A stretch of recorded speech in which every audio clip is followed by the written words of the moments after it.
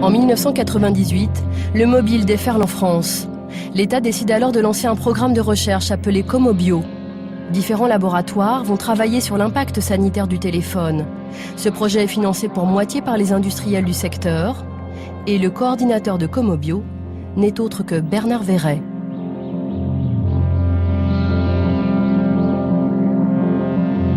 À l'INSERM de Montpellier, Alain Privat faisait partie des équipes de Comobio. Il est l'un des plus grands spécialistes mondiaux du système nerveux central. À l'époque, ce neurologue expose des cerveaux de rats à des ondes 3 fois plus fortes que les normes du téléphone portable. Au bout de 15 minutes, il voit apparaître des lésions. Il poursuit l'expérimentation en baissant l'intensité des ondes. On a appliqué des doses beaucoup plus faibles d'irradiation, proche du téléphone portable, de l'ordre de 1,5 W, alors que les doses admises pour les téléphones portables sont de 2 watts.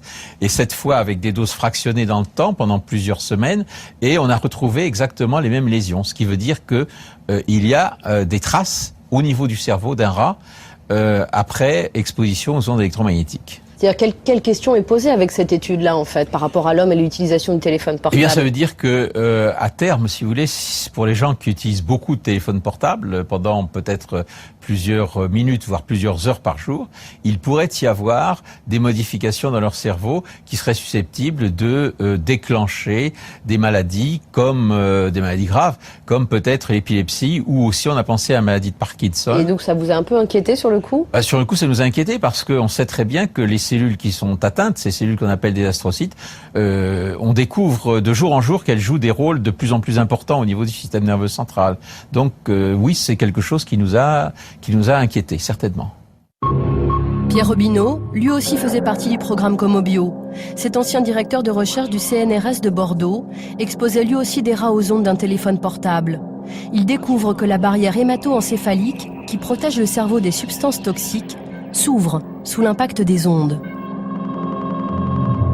Ça permet apparemment l'entrée de substances qui n'ont rien à faire là, que certaines de ces substances peuvent être toxiques, et que d'autres, de toute façon, même si elles ne sont pas toxiques par elles-mêmes, vont entraîner une réaction inflammatoire, donc qui n'est pas saine. Prenons un exemple, par exemple, je sais pas, moi, vous fumez, il peut y avoir des goudrons présents dans votre sang, ils peuvent très bien se retrouver dans le parenchyme cérébral, alors qu'ils n'ont rien à y faire.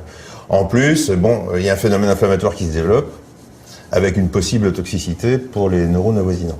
Donc ça veut dire que les ondes peuvent provoquer en fait des œdèmes dans le cerveau des rats que vous avez étudiés? Ah oui, je suis même certain que là, dans ces conditions-là, on va avoir au moins un micro-œdème. Inquiet de ces résultats, il conclut en ces termes. Nous postulons que si ces événements se produisent de façon répétée sur une longue période dans le cerveau humain, cela pourrait présenter un risque pour la santé en raison de l'accumulation potentielle de dommages et de substances dangereuses dans les tissus du cerveau. Lorsque Pierre Robineau souhaite publier son étude, il s'oppose au directeur de Comobio, Bernard Verret. Monsieur Verret comptait publier des conclusions qui n'étaient pas les miennes à ce travail. C'est-à-dire en particulier que c'était inapplicable à l'homme, en substance, hein, je résume, hein, alors que moi je pensais que c'est tout à fait applicable à l'homme, ce qui a été vu sur le rat. Voilà, et donc je ne voulais pas retirer cette simple phrase des conclusions qui était que bon, c'était pas montré chez l'homme, bien sûr, mais enfin il n'y avait aucune raison de penser que ces résultats-là ne puissent pas s'appliquer à l'espèce humaine. Nous présentons ce projet d'étude à Bernard Verret où son nom figure. Il est même remercié à l'époque par Pierre Robineau pour sa relecture. Et qu'est-ce qui vous dérangeait à l'époque justement dans son étude? C'était qu'effectivement il posait la question sur l'homme. Est-ce qu'effectivement, parce qu'il dit ça peut être problématique pour l'homme, les résultats que j'ai trouvés. C'est une interprétation. Moi je m'en tiens aux faits. Je lui ai dit on n'a pas, c'est pas probant au niveau scientifique, on peut pas publier. Je pense que ça n'aurait pas été accepté. Bon, on arrête là. Et donc comme aucun accord n'a été trouvé à ce sujet, et que Monsieur Verret m'avait dit que je pouvais publier donc mes conclusions à moi, mais qu'il retirait son nom et celui de son laboratoire dans ce cas-là du travail, ça rendait la publication quasiment impossible, sauf pour moi à accepter finalement les conclusions de Monsieur Verret et ne pas publier les miennes. Voilà. Et c'est donc l'étude de Pierre Robineau ne sera donc jamais publiée. Alain Privat, de son côté, veut poursuivre ses recherches pour exposer plus longtemps les rats aux ondes électromagnétiques. Mais il n'obtiendra pas les budgets nécessaires. On n'a pas pu continuer parce que les crédits, si vous voulez, qui étaient des crédits publics ou semi-publics, publics-privés, n'ont pas été renouvelés. On a fait une demande qui n'a pas été retenue. Et on vous a dit pourquoi? Alors on n'a pas dit pourquoi, mais j'ai pu savoir de façon indirecte que finalement les résultats que nous avions obtenus n'étaient pas exactement ceux que l'on attendait. C'est-à-dire C'est-à-dire que l'idée de départ était de montrer que ces ondes électromagnétiques étaient d'une innocuité totale, et c'est pas ce que nous avons montré. Donc vous aviez dérangé avec votre étude? On peut le dire. Au final, les 2 études du programme Comobio qui montraient les effets néfastes des ondes du téléphone portable n'aboutiront jamais. La France n'est pas le seul pays à s'interroger sur les effets des champs électromagnétiques. En Suède aussi, les chercheurs trouvent. Un scientifique suédois arrive au même résultat que Pierre Robineau. Il découvre lui aussi que les ondes du téléphone portable provoquent des œdèmes dans le cerveau des rats. Lund, une ville universitaire du sud de la Suède. Dès 1999, l'étude de Leif Salford fait grand bruit. Le neurochirurgien est très fier de montrer à Bertil Persson, avec qui il avait mené l'étude, cette une d'un quotidien français. Tu veux voir cette vieille une de Libération? Tu te rappelles quand on a fait la une après notre publication de 1999? Tu vois le cerveau là?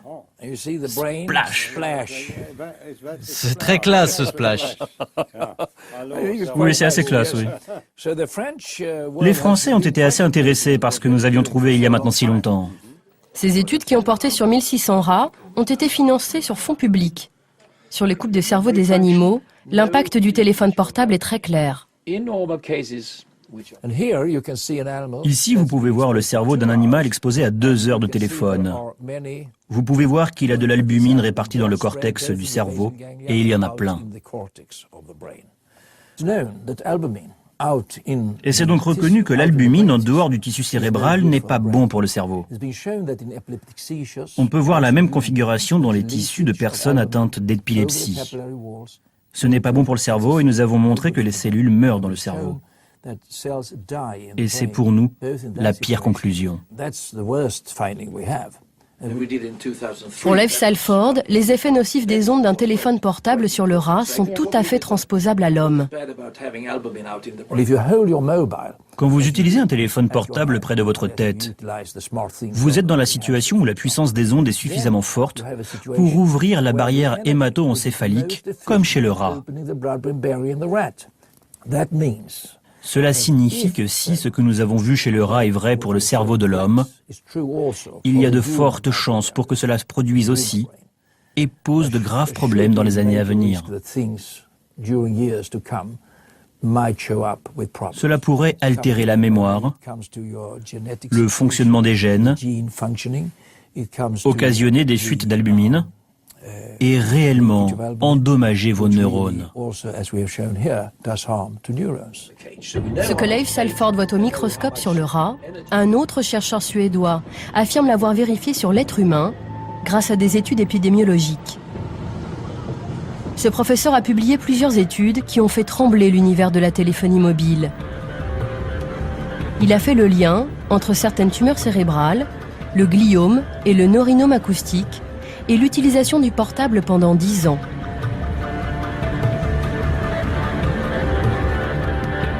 Örebro, à moins de 200 km de Stockholm. À l'hôpital universitaire, l'épidémiologiste travaille depuis la fin des années 90 sur les ondes grâce à des financements publics. Lennart Ardell a étudié un panel de 7000 patients auxquels il pose des questions sur leur habitude d'utilisation du portable.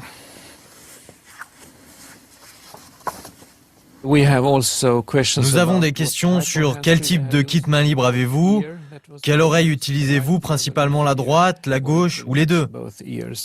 Et ces résultats sont édifiants.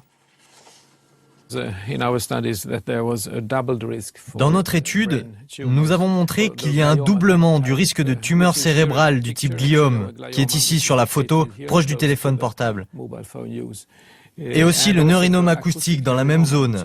Et il y a un double risque si vous utilisez le téléphone du même côté pendant 10 ans, à compter d'1 heure d'utilisation par jour.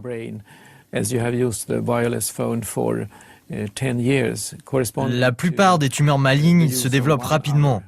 Vous pouvez mourir au bout de quelques mois. D'ailleurs, beaucoup de patients de la première étude sont morts ou sont trop malades pour participer à notre nouvelle étude.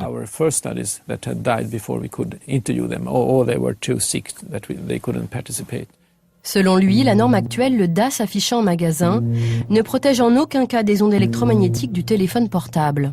Le DAS ne reflète pas la réalité. Il est beaucoup trop haut.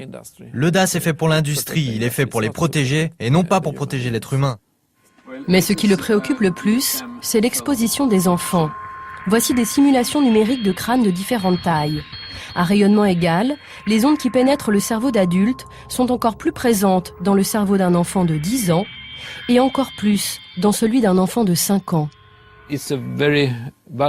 La période de l'enfance est une période de la vie très vulnérable à différentes expositions, y compris aux ondes. Par ailleurs, les rayonnements pénètrent beaucoup plus dans le cerveau des enfants, car le cerveau est plus petit, le crâne est plus fin. Ça signifie que les ondes peuvent donc pénétrer plus profondément.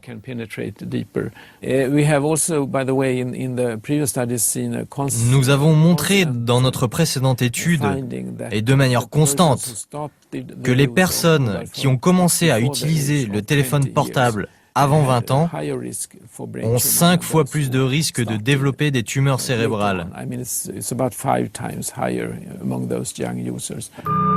Depuis 2003, le professeur Ardel tire la sonnette d'alarme sur l'utilisation du téléphone portable.